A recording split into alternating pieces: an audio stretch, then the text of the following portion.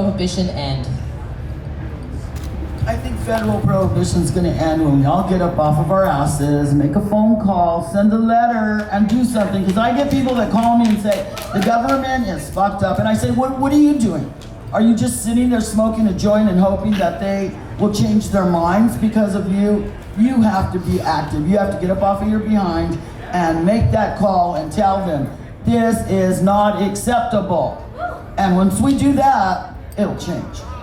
Because people keep complaining, but they're not doing anything about it. So until you start moving, it's not going to change. That's what I think. I think that prohibition's on the way out. It's obvious. Washington started it when we legalized cannabis. The trains left the station. My concern, just from again observing our victories and our defeats here in Washington, is that, first of all, this is going to be so monetized, so capitalized.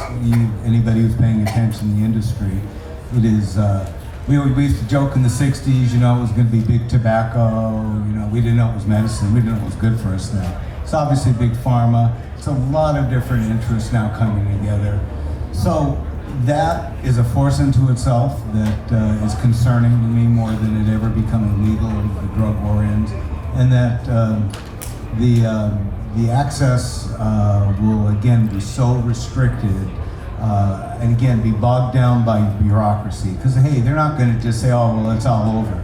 They're going to do like they did in most states and try to have a regulatory structure and bureaucracy.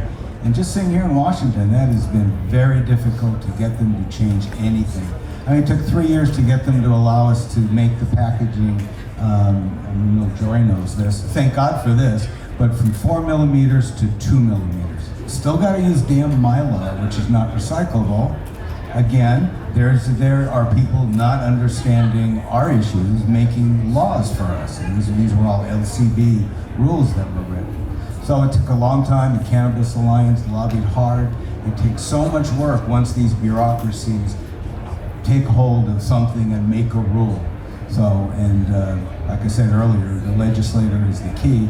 But now they got, and you'll find this in all states, they got something else to play off to make it even more difficult and more expensive and pay to play, unfortunately, with so much politics. So I think it could either happen in the next 3 months as a last-ditch effort to win the election by Trump, or I think it's going to be 5 to 10 years. And so that's my prediction with that. Yeah, and then just one other thing real quick that I see a lot is the kind of the demonization of reproductive aged women using cannabis, either while pregnant or breastfeeding. And this is an issue that you know I'm passionate about. I used cannabis while both breastfeeding and pregnant, and it was the only thing that helped with my morning sickness.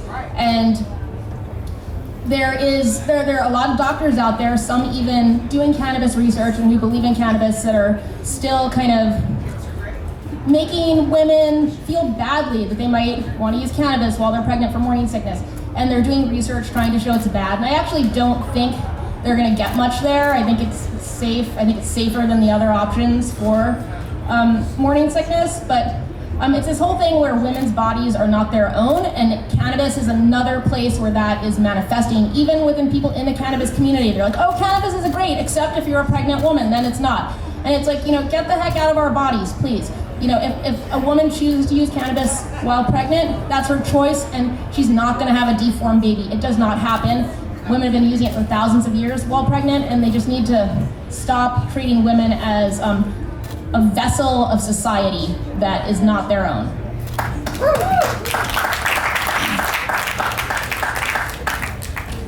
To take it a little more conceptually, I think that federal prohibition ends when our reliance on so much of the government for everything that we have ends. So growing our own food, growing our own medicine, shout out to Mountain Girl over here in the corner, buy her book, Primo Plant. Like, learn how to grow your own weed outdoors, you guys. Just, that's when it ends, when we take it back. I agree with all of your statements. I think that we need to show people how to empower themselves at every level. Government, you know, vote and take take control of your own life. The fact that doctors are giving you stuff that you don't even want or need. I'm like, what? I stopped taking, I gotta talk to some young. I got a big confession to make. But anyway, I think it's really important, like, just that we take care of our own lives, and that I think that we have to depend on government because that's why they're there in many ways. But I do believe that you should really think about, what you're doing medically with your body, because it's really important that we gain that back, because they've taken it from us, I think, and I'd like to gain it back. I have in my own personal life, but I think people should do so more.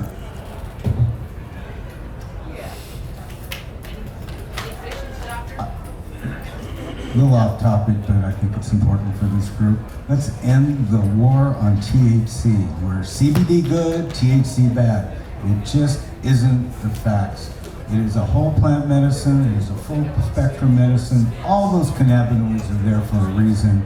So let's quit extracting it all out of it, and certainly promoting CBD as a standalone for every ailment out there. It's very effective for certain ones. Thank you, Dr. Gupta, for pointing out for certain epileptics, just straight CBD works. I know a lot of epileptics, believe me, if they have straight CBD, they're going into seizure. They need THC. Thank you for your final thoughts. Thank you, Dr. Stefano, for going there. That would have been my taboo question, also a big issue. Thank you for going there, and thank you for all your thoughts. The war on drugs, its largest component, the war on marijuana, has been the biggest policy failure of the last century.